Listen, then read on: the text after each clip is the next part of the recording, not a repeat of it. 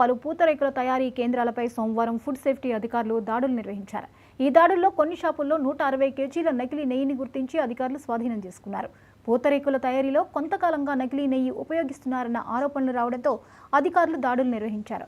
జిల్లా food safety అధికారి D Srinivas ఆధ్వర్యంలో 4 బృందాలు తనిఖీలు నిర్వహించాయి. కొన్ని షాపుల్లో తనిఖీలు జరుగుతుండటంతో మరికొన్ని షాపులను యజమానులు మూసివేశారు.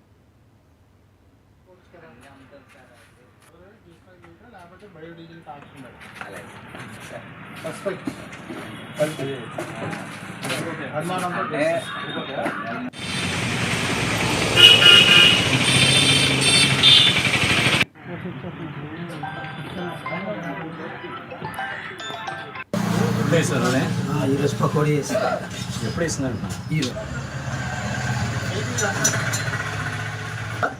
14 ఉంది. తూర్పుగోదావరి జిల్లా బిక్కవోలు